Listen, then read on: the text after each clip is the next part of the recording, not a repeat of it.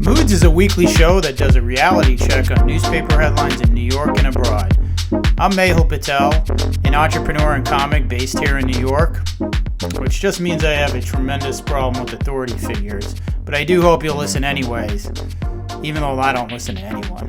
So I'm here with my co-host, Christos Petronis. Thank you. That's you pronounced my name right. Thank you for that. I have to pronounce names right, and he's actually the most functional hoarder I know. That's how you're introducing me? Yeah, that's exactly how I'm introducing you. I would need multiple days to exit my apartment with professional help. Have you ever had movers come and assess the situation? Yeah. And just say, no, we need a prognosis we need to bring level. in. Yeah, we need to bring I haven't. I do. It's gotten to the point when I met, my girlfriend, and she moved in a year ago. And when she did, she kind of made her way through the closets and the bedrooms and everything. She kind of was like, okay. Did she get scared? She just kept closing doors. She actually, this is a true story. She bought locks, and she had a handyman come and lock doors so we could never go into the rooms. There were just parts. It was almost like a Hitchcock movie from the 60s. She quarantined you from parts of your apartment. Do you know like when you're in the movies in the 60s when there was like a dead daughter and the door was locked and you could never go into that room? Yeah. She reversed that. She added that element to my apartment. All right. Yeah, she added that element. She was like, this room will never be walked into again. But you are a functional hoarder. I will say that. While you are a hoarder, you are functional. I am functional. I don't know. I guess I have a lot of books. I have a lot of guitars. I don't really have that many other things. It's really mostly books and guitars. Yeah, but when he says he's got guitars and books, there's, I would say, 8,000 books. Probably. And probably 2 to 3 dozen guitars. Probably. All true. Yeah. Yeah. All true. I did. I took a guitar to be sold for Christmas. I was like, okay, I have to part with something. And it was hard, It was this thing was made out of 400-year-old New York pine, the oldest bar in New York. It's made from the rafters, the oldest bar in New York. How do you part with an item like that? It's an incredible piece of. I just don't know how you have 36 of the same item. That's what I don't. They all understand. have stories like that. It's tough. I'm learning. I decided, and this is probably. Do you actually ever go through your clothing and remove things that you don't wear anymore? Yeah, I think you have to do an audit of that every so often. Audits. That's yeah, you have to audit your wardrobe. I need to learn how to do that. But your situation is pretty intense. You need the fucking U.S. Army to come in here and be like, this is a casualty of war. Yeah, I know. This person needs to. This has to be amputated. This can stay. This can stay. I need a triage. Is that it is? I have to triage. Absolutely. Whoever's in charge of getting this vaccine out needs to come to your apartment and help you out. I think it would definitely need to be like a JV between Moderna and Oxford University again. Fuck, man. I struggle with my ability to part with things. I do. I have the opposite problem. I discard things without any regard. Actually, I will say that you probably literally the opposite. You have an apartment that looks like it's either the home of a serial killer. There are no photographs, or like a double agent. It's someone who, if cover is blown, you would have to. There are no photographs of anyone. It's definitely. Related to you. I'm a huge Jason Bourne fan. Yeah. Right. So I would say it's more along those lines where if I have to leave in 8 to 10 minutes flat, I can get out of there and feel like I've left nothing of importance behind. You must be. Is it? You're like footloose and fancy free in a way, right? It's liberating. It's liberating. It's liberating. Yeah. I have no possessions. I own nothing. I own so much. And it all can be left behind. It can all be left behind. But it's a way of life for me. On that note, I feel like, this is an interesting point because you live. Okay, so did COVID make you lose things or part with things more quickly? I don't know if more quickly. Because you stayed in your apartment for so long, right? So you're staring at items. Yeah, I mean, it made me trim things down a little bit. It did. Yeah, I think you had to. I mean, particularly living in New York, space is a premium. I definitely lightened the load, and that helped. I think a lot of people probably did that. There was a surge in self-storage, and moving companies did really, really well. I can imagine. People leaving cities all that. Yeah. So we know that narrative. Yeah. But in your own internal space, we also know there was a boom in interior design and, organizational, the Container Store, apparently. I already was trimmed down, so it was probably over a weekend. It didn't take more than a 10-hour commitment to get rid of any excess because there just wasn't that much to begin with. Right. I don't have a picture of a human being that I personally know in my apartment. Right. Don't have it. What's the thought process there? Just take us through that quickly. What is it that prevents you from... I know them. Okay. If I want to see them, I'll call them and FaceTime them, or I'll go see them in person. I don't need a picture to be reminded of them. So, social media, I feel like it's related. Because that's posting people that you know or things that you're doing. Yeah, what do you mean? Well, how does it relate? Does it relate if you don't post it in your house, or you're posting it in the digital home? No, I'm not. Okay. I'm not. All right. So there's consistency there. Yeah. Okay. I feel like... let's just go back to what you said. Maybe I'm just a serial killer. It's possible. It's possible. It's possible. I'm actually, I think if we can both take a step in each other's direction, if we could meet, we're not going to meet in the middle, but if we could meet even a step. If I could hoard a little more, I would probably put have some more warmth humanity. in your apartment, some family, some friends, some things that you like. I could increase the humanity in my soul. Exactly. I guess so. All right. It's a big day today. We have to, we got to. It's a huge day. It is a big day. People are getting vaccinated. Finally, people are getting vaccinated. We have our first vaccinations. It's a crazy day. I'd probably say this is the most hopeful I have been throughout this whole pandemic. Yeah. Even though we're approaching what's supposedly going to be the darkest part of this pandemic. Right, let's get into that. But before we get in there, this is a huge day. Let's take a breath, everyone. This is happening. Absolutely. Vaccinations are out. We've known about them. They had to go through their various iterations of governmental approval. Yep.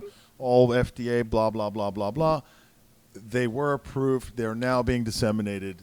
It's an incredible day. Yeah, definitely. And we'll get into the headlines and some of the the first few patients are a little bit of a head scratch, I think, on some levels, at least. I think so. A couple of key levels, but it's a huge day. I had COVID, so I'm a little bit I fall a little bit outside of like the real urgency of getting the vaccine, but you didn't have it. Yeah, I never tested positive for it. Never had the antibodies, so. Right. I never was even asymptomatic, but it's exciting. It's exciting. It is a it's historic really exciting. day. It's really fun. So we also talk about. Let's get into the headlines, but we also talk about we're entering. It's December. We're entering what looks like all the lockdown for the holidays, and so it's good news tempered by the fact that we will have a few bumps right now. It'll look like 90 to 120 days of. It's going to be. If you're in the Northeast, I think anywhere where it's going to get cold, but I think it's just going to be uphill for 120 days. But I still am hopeful. Like I feel that there's now a bookend, and we will get out of this. Okay. All true. I have to say this because when I hear that you've got 90, 120 days locked in your house or wherever you're going to be. Yeah. I feel a little pressure. Pressure for what? To hoard more? No, to make something of those 90 or 120 days. Like if I show up, put something on you. What's your bucket list, right? A bucket list that is where you are the generator, right? It can't be a destination. That's what I'm saying. It has to be you are the generator in and of yourself, whether it's learning a new language, picking up a new instrument, whatever it is. You learn to cook, make fresh pasta, and more efficiently, whatever the hell it is. That's a ridiculous thing, but whatever the hell it is. Yeah, I would never do that. That's a ridiculous thing. I have a girlfriend now, so that actually is something that I'm considering. But what? So I feel a little bit of pressure. I feel like I gotta come out with a new skill set. With some expertise. Yeah, I gotta come out. You don't feel that way? Not at all. Really? Not at all. You're I feel fuck it. like it's just another 120 days. It's 120 days. I'm really just going to focus on what I'm going to do when this is over. I'm not picking up a new hobby. Well, one, I don't have any hobbies to begin with.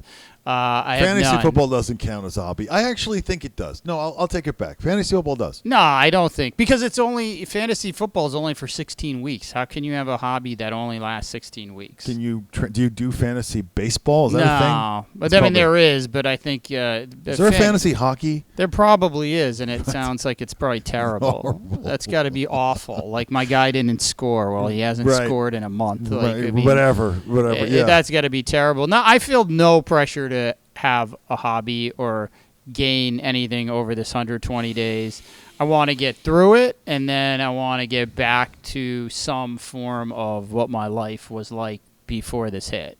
And that's all I'm going to focus on. That's all I'm really going to think about. And now I don't think it's a dangerous thing to do that. I think it would be false hope if you started doing that last March or April. But now, look, science is telling me there's a vaccine coming, and I'm starting to feel better about my prospects come this spring. So, all right, you're just like, listen, I'm going to power through. I'm going to do the best I can. I mean, that's pretty solid, I guess. That's a good way to look at it. I don't know that I do. To me, I feel a burden. You'll feel guilty coming out of this without something gained. I pretty much set myself up to fail already. I'm going to fail. It's going to be a horrible 120 days, and after it, I'm going to feel worse. No, I already feel That's better. pretty much me in a nutshell. Yeah, right there. I'm already making the euphoria of coming out of it terrible. I will have failed, and I will have disappointed myself. You sound like many of my Jewish friends. I grew up in New York. That's why. It's a neurotic thing. All right, let's move on to the headlines. Okay. What do you got over there? So I've got the New York Post headline, which is our right-leaning daily newspaper here in New York. The headline is Taming of the Flu, and we have what I believe is at least a 90-year-old man getting a vaccine, and the sub-headlines are first man to get COVID shot in UK is named William Shakespeare. FDA should approve vaccine for us Thursday. So, like you said, it's obviously this is a global headline. It's not even just a New York headline. It is. What I find interesting is, I mean, this person that they're giving this vaccine to is 90 years old. I do question that. I mean, the guy, he's, God bless him, first of all. What an incredible man for doing this. But, yeah, you do. It's, he's not exactly a picture of vibrant virility or they're just like, let's pick a 90-year-old to do this first. I know. Why don't we try this on some other people? And I know that they've done trials. Obviously, they've tested this, but they already came out with just this morning. I think they said in England, like, hey, if you have allergies, don't take this, because some of our healthcare workers took this and they had a really bad reaction to it. So I'm like, all right, like, let's just test this on the weakest possible patient that we can find. The weakest several patients. But I get it. You want to protect the senior population first. But what I do find interesting, it's the New York Post, which is kind of the Fox News sort of newspaper. Taming of the flu. They still refuse to, right there. to acknowledge that this is an actual not the flu. Yeah. They just will not. Just tame the flu. They will not. Make they it will not make accept. It pettier. Yeah. It's sort of like the parent whose kid is the bully, and they just won't admit, look, your kid's an asshole. Your kid is an asshole. Right. It is your kid who's the problem. Right. It's not the other 15 kids. Or it's not the other kid that you keep blaming. Right. It's or your the kid. other parent. It's you as a parent and you as a child. Why won't you just admit that your kid's an asshole? Just admit this is not the flu. It sucks. It's bad. Right. That's it. We but like do the it. referential. There's a little Shakespeare in there. There's a gentleman a gentleman of Verona or two gentlemen of Verona. Yeah. Right. Instead of it's a gentleman Which of Corona. I had wink, no idea wink, what arf, that meant. arf. Right. Well, you did know about that. No, I had no idea that it was a reference to Shakespeare. I grew up in Massachusetts, dude. Like But you're an Ivy League guy. Come on. It doesn't matter. I think there's just some Massachusetts DNA. I don't know that. Right. Come on. We all got the Cliff Notes for that. We didn't read Shakespeare. There were the Cliff Notes and the Monarch Notes. I mean, or whatever was on PBS. I would watch the movie. I'm not reading this thing. So, how do you feel about that headline? I actually think it's kind of fun. It's cheeky. The photograph is one thing that's a little disconcerting. Yeah, it's a little bit. It's like I thought it could have been a a little more uplifting. I mean, it's very strange. It doesn't the Daily inspire. News is not much better. Today we're using the Daily News, the New York Post, dailies in New York City. Let's move over to yeah. First of all, let's talk about this how does this relate to your life? What if you were to take this headline and just apply it as a template to your life? Taming of the flu. Yeah, it's. I mean, is there? What was? I mean, if this was the headline of my life, it would just be kind of just how I've been trying to tame my life during this whole pandemic. The taming of the flu is taming of COVID, taming of the pandemic, really. And except in their eyes, it's a small thing made smaller, right? It's just a flu. Yeah, Come on. they're just calling it the flu, right? But I guess for me, it would just be kind of how I go through my daily routine, right, without losing my mind, and just trying to make things small. That's all you try to do throughout the day right now is even when something big happens, you try to make it small so it doesn't overwhelm you. Yeah, that's a good way of putting it. I always feel like it's reactivity, right? You're trying to limit your daily reactivity, right? And just kind of that impulse or your sense of proportion. You gotta really control that because I think that's an even more articulate way of putting it. Because if you don't, it just grows. And so, when something happens now, I'm just like, I try to make it small. Like you miss holidays and you miss friends' birthdays and you miss, my best friend in the world has got a 1-year-old I haven't met yet. Right. And so you just try to make that small, saying, well, he's only 1. I'll see him when he's 2, 3, 4, and so forth. And so the pause button will be unpaused. Yeah, right? I'm just trying to taming this for me is trying to make things small. And I think that in general, like you said, apply that to your life in general. I think that's interesting. I like that. I like the idea of a general sense of proportion. Yeah. I think that's all you can hope for in this kind of thing. So that's your kind of personal news cycle and the way you go about it. Yeah, if this was my headline, that's what it would be. I like that. Well, we move on to our other New York Daily. Yeah, what do we have on the Daily News? It's the shot felt around the world. The image is of another very elderly woman. All this right. is actually the first. Then we see the vaccine being administered. It's Margaret Keenan. She's a 90-year-old patient as well. I love her T-shirt. First of all, she's wearing a very cheeky New York. Looks like a parakeet, it's not. It's a penguin, but who doesn't like penguins? Who doesn't like penguins? But the photograph is disconcerting.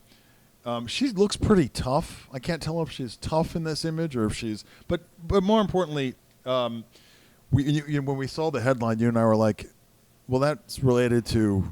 You're like, what you thought was the Bobby Thompson? The shot felt around the world. Oh yeah, that's a baseball reference. Yeah, I thought Bobby Thompson, who hits a home run to win, I think a pennant in the '50s against the Brooklyn Dodgers. That's what I thought it was referencing. I think it was like a Revolutionary War thing or See, something like that. That's your highbrowness right there. That's right, actually, but of course you were right, and I was wrong. Again, no, you were right as well. It's actually where. Well, it is reference to Bobby Thompson's home run. Right. I also think it's some kind of polio vaccine reference. Yeah, it's probably something more serious than Bobby Thompson hitting a home run. Let's just get real. But that's another thing about growing up in Massachusetts. Like, you learn how to bet on sports by probably the 5th or 6th grade. Yep. And so I really thought the shot heard around the world was Bobby Thompson my whole life, up until right now.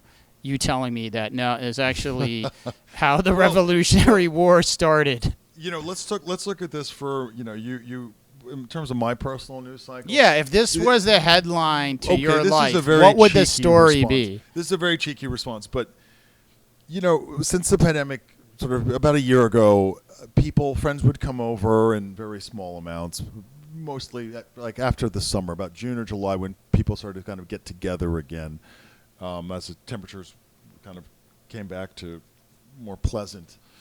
And people would bring over alcohol, wine, vodka, blah. It was wine. Yep. And then somehow that transitioned, particularly with my female friends, into something that I experienced this weekend called White Claw. Oh, God.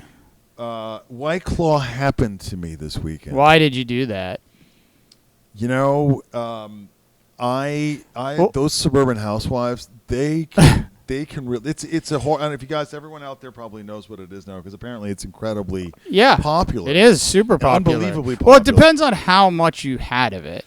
So a buddy of mine from high school showed up at my house on Saturday night. He has kids. His kids. Well, first of all, once you get to a certain age and you say a buddy of mine from high school showed up, it's almost fill in the blank of debauchery, of the worst possible things that can happen. That's completely what happened. It's a movie event after that. Right. I love this guy. We talk all the time.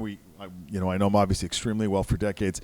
And you're right. Particularly if you have a family and children and two very, very young kids like he does. And it's the buddy from high school. And it's the buddy, right? It's that like, got the hall pass. Like uncaged lions. They're single guys forget like it. us. They're scary. Fine. They're so scary. They scare me the most. They're the worst. And particularly the younger the children are, the scarier it is to And spend they burn time out with them. so quickly. Oh, yeah. They come out of the gates. It's early like and Seabiscuit. hard. It is like a Seabiscuit at the Belmont. Oh, yeah. And then by the first turnaround, they're done. They're just snoring on the couch. It's really pathetic. And that's what happened. He came over with 3 cases of White Claw, which is a case of White Claw is like 6 of them, which is very bizarre. He loves the lime. That's like a thing. I guess you choose your flavor. I had first of all, it's this already sounds brutal. It was so brutal. I had one, and I was like, oh, look, they go down so quickly, and I don't feel drunk. And then the second one, like, oh, I feel pretty good. Fast forward a few hours, and we had 9 each. 9 each. And then whiskey happened. Well, okay, so, that's just a nuclear reaction. It was horrible. Wine coolers plus... It's a glorified wine cooler. Whiskey... And I drink single malt. I drink whiskey. I drink scotch. That's what you drink. Yeah. You drink that with anything else, it's hell. You've just created hell for yourself. If White Claw were an automobile, it would be a minivan. And you know what? Minivans, you don't think they're tough. You think they don't pack a punch. There's no horsepower there. They do. Minivans They've got to drive are around scary. children. They're scary. They can take a beating, those minivans. I got White Claw this weekend. Oh, but you mixed Sunday it happened. You mixed it with whiskey, which means you have to commit the next 36 hours to bed rest, self-loathing. So much self-loathing. Not eating much. Then in your head making a list of all the productive things you're going to do when you are no longer hungover. Right. It's like, your eye level cannot be it can't be perpendicular to the floor, basically. You cannot look at a wall. It has to be between the wall and the floor, because if there's a mirror and you see yourself, you're like, no, you idiot. You can't even stand up straight. You moron. What are you? You're just at your age. You're just White Claw. Yeah. 9 of them. And you will say out loud, I'm never going to drink again, knowing full well that you will. And the weird thing is, because I think in your 30s, you just stop. You never say that. You're like, I will drink again. I'm just an idiot. In your 40s, you're back to being a teenager. There is this. There is a bigger chance that you may just be like, I'm done. I cannot drink anymore. Yeah. This is just too damaging. Of all of a sudden, you're making the same mistakes again. You rookie. What a rookie mistake. It's like you just deleted your hard drive. You're just like, I have no record of how this used to feel. That's a great point. And now I'm adding back to my hard drive the hangovers from now. Oh, you have to reformat everything, and it's brutal. You hate yourself. It's brutal. Me. This is what I'm going to compare myself. I know it's a cheeky comparison, but White Claw happened. You asked me what happened to me. This is my weekend. And this is what I'm still dealing. But- I'm still dealing with the effects of White But Claw. you did get to see your buddy from high school. I did. And I think in this day and age, being able to see somebody you know in a safe environment, however you define that, Right. it's a good thing. His It's a wife, good I thing. asked him, I'm like, what happened to you when you went home the next day? His wife's like, she's like, well, she looked at me and I told her, I'm so glad the kids aren't here today. And she's like, look, I don't know why you do this to yourself, but if this is what you need to do with your high school friends, I'm okay with it. Well, on that note, we've got a friend of the show. He's in Atlanta. His name's Shawn Jackson. Great comic. He's New York based, but he's actually on the road down there. We're going to talk to him, kind of find out what's going on there, see if he drank some White Claw last night, and if he's hungover. Funny guy. I'd like to see a White Claw in Sean's hand. Oh, yeah. So without any further ado, we are going to bring on Shawn Jackson. All right, as promised, we got Shawn Jackson here. He's a few hours late, but it's okay because he's working. He's down in Atlanta, like I mentioned earlier. But he had an interesting 16 to 24 hours. Spoke to Shawn this morning. I was like, Shawn, you ready for our little chat? And he's like, I got shit to do. I was like, what do you have to do that's more important than talking to me? And he's like, well, I'm going to be in a music video. And I was like, all right, that's more important than me. You win. All right, what am I supposed to do? But it was interesting. Shawn has been in Atlanta for about a week or so now, doing stand-up spots. Someone approached him and said, hey, you want to be in a music video tomorrow? And boom, he's in a music video today. Which I gotta say, when you told me that, when you first opened with that and you said, hey, I met this artist, she's hit me up and wants me to be in a music video, I was like, oh man, this is gonna be some bullshit. It's what the video is like, I don't know where it is, what you're gonna be like holding some shit, or it's not gonna happen, or they're gonna say such and such didn't show up. But just talking to Shawn now, it actually happened. It actually happened. This music video actually happened, which I guess my cynicism is from doing comedy with Shawn in New York, and you get promised all of these things. There's going to be a huge audience, or this thing's going to be streamed on 20 different platforms. You're going to blow up after this. And none of it happened. And here, Shawn is first time visiting Atlanta. Motherfucker's in a music video. Like, tell me how this transpired. And, like, if this were the scenario in New York, what would have actually happened? Because I'm still mesmerized that it actually did occur. Especially in a COVID environment. Yeah. Yeah. Well, there's no COVID in Atlanta. I don't know if you guys know that or not, but this is like a bubble city. But first of all, yeah, I'm sorry. All right, for being late. I got caught up doing this video, and to clarify, she didn't come up to me. I came up to her, and it started after the show. I was just trying to be, Mac Daddy Shawn. Okay. And, I've seen that before. She played me. Yeah. She shot me down. Bow. But then she was like, hey, I'm doing this music video tomorrow. And the guy that was supposed to play my interest, he backed out on me. Are you free tomorrow? And I was like, forget Mahul. Yeah, I'm free tomorrow to do a music video. I thought about, I got this Mahul thing, but I was like, nope, I'm free. Look how quickly I get deleted. Yeah. I mean, there was no hesitation. That's sorry, Mahul. Hoes before bros. I honor that. I respect that. Yeah, we're still friends. We would be not friends if you hadn't done that. I would have to say, what the hell is wrong with you? Yeah. So, but if this played out in New York, turned down being in a beautiful woman's music video. Yeah, you can't do that. I mean, but if this played out in New York, yeah, how would it play out? This is some Atlanta, like, black women power type of shit. Like, that's that, because like these black people and these black women in Atlanta, they get shit done. Like in New York, it's a bunch of procrastination. If this was in New York, somebody would be like, hey, let's do this video tomorrow. And then tomorrow would have came, and then it'd be like, actually, we're gonna do it 2 days from now because I'm waiting for the stylist to call me. And then 2 days from now, then it'd be like, can you cash at me $50? we ain't got no batteries, so we need some money to get some batteries for the camera. It's the Stacey Abrams effect. It's the Stacey Abrams effect. She's just making everybody do stuff down there. Yo, shout out to Stacey Abrams. She got Atlanta popping, COVID free. Shawn, when we used to call that in New York, when you're in your 20s, right? You're in your late 20s. We used to call that in our late 20s that when you go and meet a girl at a party, and you want to be like, listen, I'm throwing a party tomorrow night. You got to come over. She'd be like, great, here's my number. And then the next day you'd be like, come on over. And she'd get over, be like 6 friends. She'd be like, where's the party? It was the whole fake party movement.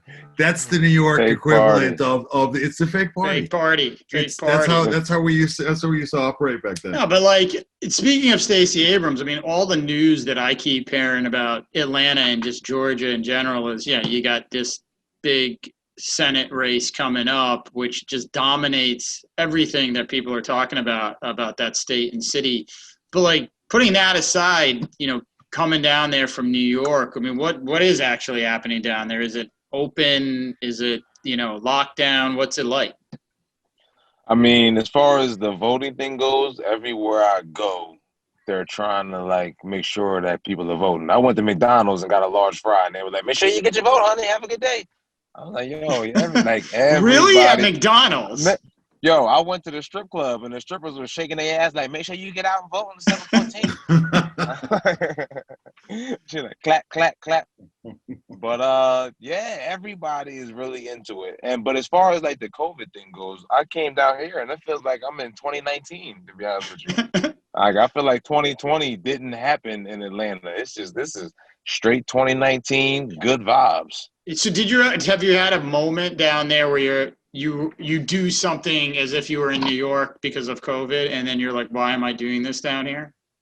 Ooh, when I first got down here, I went to the gym fully masked up. I had my gloves on. I walked in the gym. I was literally the only like motherfucker in the gym with a mask on.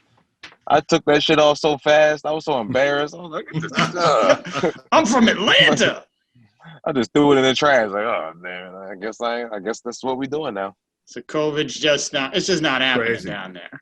It's just not happening. I don't know. Maybe it's it's something. Maybe Tyler Perry got the cure or something. I don't know. So you've been doing comedy spots down there too, because I mean, obviously it's scarce up here. How is it? I mean, you specifically went down there to do comedy shows. Are you able to do that? How's that been like? Oh yeah. The comedy is popping, bro. I'm getting up at least 1 to 3 times a night down here, bro. Nice. The shows are definitely popping. It's like I said, it's 2019 out here, man. I'm about to record a special. And is it pretty full? The audiences? Yeah, the shows are popping. Like I don't know, but maybe it's like a 4-foot social distancing down here instead of 6. 4 foot.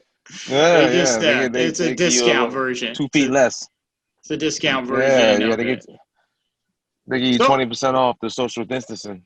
Yeah, so I mean, like up here, everybody's kind of bracing for the winter, and we were talking about that earlier. That's kind of what we're preparing for, and the mood a little bit shifted in New York, where people are concerned about that.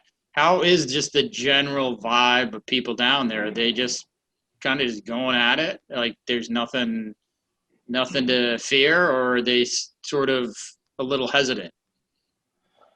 The vibe. I don't like if the vibe down here was like a hooker, you wouldn't have unprotected sex, but at the same time you would probably eat her ass. Is that a good enough equivalent? Oh, that makes total sense. I'll take it. That makes complete sense. Monty.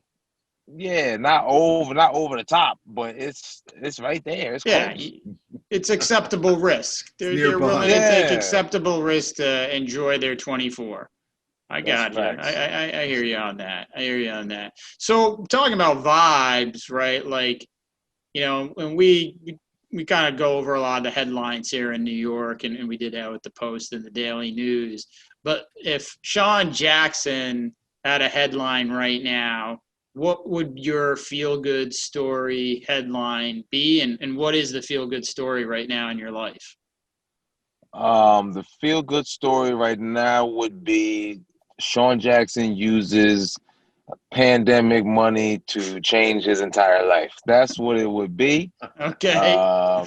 You know, the COVID's been terrible for, you know, a lot of people, but it's been pretty good for a lot of other people. And to deny that would be to deny life itself. I like that. So, I mean, of that part of the feel good story, what part of COVID has been good for you that, didn't exist pre-COVID? Is it on the? Oh man, that extra 600 a week, that was to just do nothing. Yeah, that was definitely non-existent. Those nice small business loans. Oh man, shout out to the SBAs. That So you definitely passed helped me go run twice. out. All right, I got you. Oh, I collected all my $200. No, I hear you. I mean, we were talking about that earlier. I think it's like you start. As dark as the winter may be, we kind of have a feel that the light at the end of the tunnel will Mhm. become more apparent. Hopefully, as each week comes by. And so, when are you coming back to New York? Oh man, when am I coming back to New York? Probably after the fifth or sixth round of those vaccines. After they get actually, I'm with like the 10th version come out. So like the vaccine point 10.0 come out. That's when I'm gonna come back to 10.0, New York. vaccine 10.0. Yeah, All right, all because right. you know Cuomo, he trying to run for president, so he trying to do everything possible. So I'm gonna wait it out. You gotta wait it out. So Yeah, you gonna wait it out in Atlanta, or are you just gonna hit the road? I'm gonna be all over the place. Wherever them shows is at, and whenever they got that money, I'm going. A I true got my road vitamin dog. C. I got my zinc. I'm ready. All right, so you're gonna ride this 120 days out before vaccine 10.0 on the road. Yeah, exactly. The 10th version. All right, nice. So we'll have more opportunities to talk to you while you're on the road, which will be good. Um, any last thoughts on this music video? When do we get to see you in Did this you like the music song? video? I mean, yeah. How about that? Did you like the song? Yeah, the song was good. It had a nice little vibe to it. I play so I guess the whole vibe of the song is like this guy that does her dirty, and I'm the dude that does her dirty. So I'm like, all right, well, that's kind of right up my alley. So I really just had to be me. It was no acting involved. All right, and you didn't have, and there's no eating ass in the music video. No, I mean, none of that. unfortunately not. You know, and maybe in the remix. Is this your first music video? Yeah, first music video. Yeah. Nice, nice. So first trip to Atlanta, first music video. Yep. Yes, and So I'm about to be a porn star next while I'm down here. all right, I dig it, man. That would be great. And yeah, I guess that just means you'll blow me off again. I mean, that would definitely be worthy of being blown off again. I would Boy, not you're take that breaking up. You personally. say something? You're breaking up. I can't hear you. What's going on with the service? It's an earthquake. It's an earthquake in Atlanta. Oh shit! There's monsters down here. All right, my man. It's good chatting with you. Good to hear what's going on in Atlanta. I'm glad McDonald's and strippers are encouraging people to go vote and get those stickers and free pens. And yeah. let's see what happens. And it'll be good to see you back in New York. And I can't wait to hit the mic and see you out there when vaccine 10.0 comes out. Hell yeah, brother! Don't take the first 5. Later, man. Later, Shawn. All right. Take Peace care. out, bro.